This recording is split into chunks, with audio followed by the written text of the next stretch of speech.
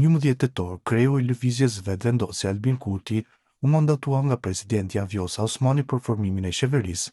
Prej atëherë ka nisur të rrjedhë afati 15 ditor që ai t'ia paraqes kuvendit përbërjen e re të qeverisë, ku tani kanë mbetur edhe 5 ditë kohë për formimin e qeverisë së re. Kurtit i duan së paku 61 vota në kuvend për të siguruar shumicën e nevojshme për formimin e qeverisë. Lëvizja vetëvendosje i ka 48 deputet dhe Kurti ka përkrahje edhe prej 7 deputetëve të komuniteteve jo serbe, si dhe të Nenader Ashishit. Tani Kurtit i duhet siguroj edhe s'paku 5 deputet të tjerë. Vetë Kurti ka treguar ofertën që ai ja kishte bërë mismo socialdemokratë për koalicion, po të ishte bërë Albulena Haxhiu kryetare e kuvendit, Fatmir Limaj ka mujt me u bë në kryetari i kuvendit sepse duhet që kryetari dhe nënkryetari me qenë të gjendjeve të ndryshme.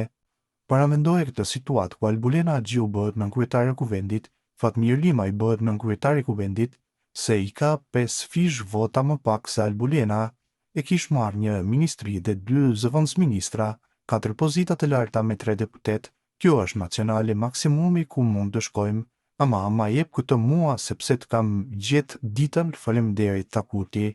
E analisti politik Zejnullah Jakupi në një prononcim për Bota Sot ka vlerësuar ofertën që kryeministri në detyrë Albin Kurti ka bërë nismë social-demokrate dhe në veçanti kryetarit të saj Fatmir Limaj, e i cilëson këtë si një lëvizje inteligjente strategjike me disa elemente pozitiv. Sipas Jakupit, Kurti dhe partia e tij, lëvizja vetëvendosje kanë bërë hapin për të ofruar bashkëpunim konkret me nismën, çka tregon gatishmërinë për zgjidhje dhe për tejkalim të bllokadës institucionale. Oferta duhet të jetë orientuar jo vetëm për qeverinë, që është e rëndësishme, por edhe për konstituimin e Kuvendit të Kosovës, pra për funksionalizimin e institucioneve. Duke qenë se nisma ka vetëm pak deputet, ofrimi për bashkëpunim me ta është në lëvizje pragmatike për vetëvendosjen, për të arritur shumicën ose për të shmangur krizën institucionale, shprehet Jakupi. Megjithatë, Jakupi thekson se kjo lëvizje ka edhe sfida të qarta. Nisma ka bërë kërkesa të qarta si pozicioni i kryeparlamentarit apo një paketë ligjore me ndryshime si ulja e pragut zjetor nga 5% në 2%, që nuk janë të thjeshta për të realizuar menjëherë, vlerësoi ai. Ai shton se është e paqartë nëse brenda vetëvendosjes ekziston dakordsi për të gjitha kërkesat e nismës, sidomos kur përfaqësues të kësaj partie kanë thënë publikisht se nuk kanë pasur vullnet real nga ana tjetër.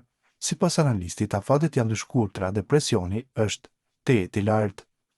Nëse marrëveshja nuk arrihet deri në një datë të caktuar, mund të kemi krizë të përshkallëzuar, duke marrë parasysh që jemi afër fundjavës dhe deklaratat e Kurtit se këtë fundjavë do të kemi lajmin e një marrëveshje ose mungesën e saj.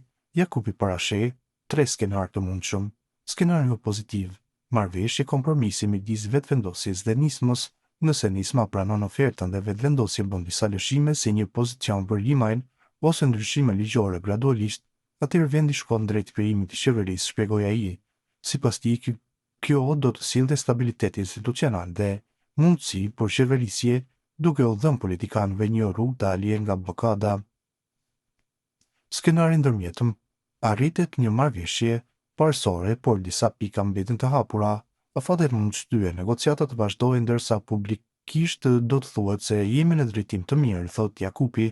Ky skenar sipas tij lejon të dyja palëve të ruajnë ndërmjetësimin dhe të shmangin rrezimin direkt, por sërish nuk kanë sjell menjëherë funksionimin e plotë të institucioneve. Skenari më problematik: marrëveshja dështon ose nisma refuzon ofertën. Në këtë rast rrezikohet që bllokada të intensifikohet, të ketë lëvizje drejt zgjedhjeve të parakohshme ose institucione që sërish mbeten pa shumicë, paralajmëron Jakupi. Kjo sipas tij mund të krijojë pasiguri dhe të rrisë pakënaqësinë e qytetarëve, ndërsa për vetëvendosjen do të ishte rrezik humbja besimit ose prerësi politike.